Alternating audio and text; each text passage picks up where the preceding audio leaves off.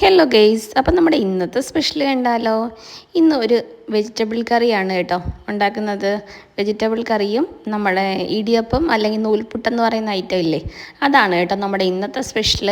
പിന്നെ വെള്ളം നന്നായിട്ട് ചൂടായി വരുമ്പോൾ അതിലേക്ക് പച്ചമുളകും വെജിറ്റബിൾസ് എല്ലാം തന്നെ ആഡ് ചെയ്ത് കൊടുക്കുന്നുണ്ട്. ഇനി അത് അവിടുന്ന് വെന്ത് വരട്ടെ. ആ സമയം കൊണ്ട് നമുക്ക് ഇടിയപ്പത്തിൻ്റെ മാവ് റെഡിയാക്കി എടുക്കാം. വെള്ളം നന്നായിട്ട് ചൂടായി വന്നപ്പോൾ അതിലേക്ക് ഉപ്പ് ആഡ് ചെയ്യുന്നുണ്ട്. ഏകദേശം ഒന്നര കപ്പ് അരിപ്പൊടി ഇട്ട് കൊടുക്കുന്നുണ്ട്. അരിപ്പൊടി നന്നായിട്ട് വേവിച്ചെടുക്കണേ. അപ്പോൾ ആവശ്യത്തിനുള്ള അരിപ്പൊടി ഇട്ടതിന് ശേഷം ഒരു സ്പൂൺ വെച്ച് നന്നായിട്ട് ഇളക്കി അതെല്ലാം ഒന്ന് കിണ്ടിയെടുക്കുക എന്ന് പറയും. അപ്പോൾ ഇടിയപ്പത്തിൻ്റെ മാവൊക്കെ നന്നായിട്ട് കിണ്ടിയെടുത്തതിന് ശേഷം ചൂട് മാറുന്നതിന് മുമ്പ് തന്നെ നമുക്ക് ഇടിയപ്പത്തിൻ്റെ പ്രസ്സിലേക്ക് മാറ്റിയിട്ട് അത് നന്നായിട്ടൊന്ന് പീച്ചിയെടുക്കാം. അപ്പോൾ നമ്മുടെ ടേസ്റ്റി ആയിട്ടും സോഫ്റ്റ് ആയിട്ടുള്ള ഇടിയപ്പം തയ്യാറാക്കുന്നത് എങ്ങനെയാണെന്ന് നോക്കാം കേട്ടോ. അപ്പോൾ മാവൊക്കെ നന്നായിട്ട് കിണ്ടി എടുത്തിട്ടുണ്ട്.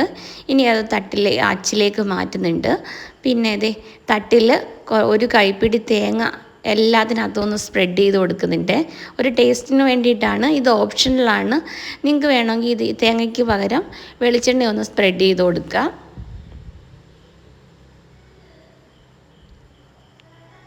ഇനി നമുക്കിതിലേക്ക് ഇടിയപ്പം ഒന്ന് പീച്ചിയെടുക്കണം.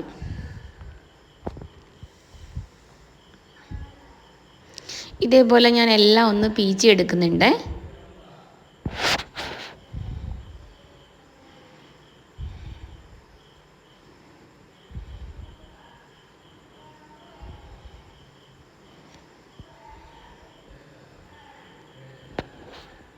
അപ്പം നമ്മുടെ ഇടിയപ്പം ഏകദേശം റെഡിയായി വരുന്നുണ്ട് കേട്ടോ.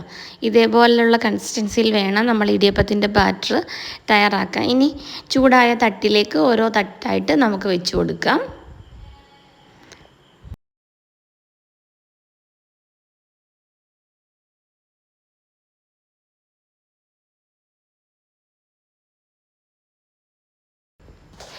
ഇടിയപ്പം വെന്ത് വരുന്ന സമയം കൊണ്ട് നമ്മുടെ വെജിറ്റബിൾ കറിക്ക് വേണ്ട അരപ്പ് തയ്യാറാക്കിയിട്ടുണ്ട്. അതിലേക്ക് 1 കപ്പ് തേങ്ങയും കുറച്ച് മഞ്ഞൾപ്പൊടി, ജീരകം, വെളുത്തുള്ളി ഇത്രയാണ് കേട്ടോ ആഡ് ചെയ്തത്.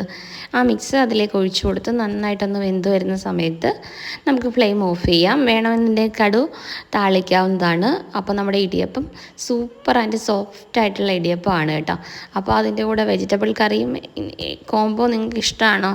എല്ലാവരും ഒന്ന് കമൻറ്റ് ചെയ്യണേ. വീഡിയോ ഇഷ്ടപ്പെട്ടാൽ ചാനലൊന്ന് ഫോളോ ചെയ്യുക. ഇതേപോലുള്ള സിമ്പിളായിട്ടുള്ള വീഡിയോസും റെസിപ്പീസും ഒക്കെ ആയിട്ട് ഇനിയും കാണാം കേട്ടോ.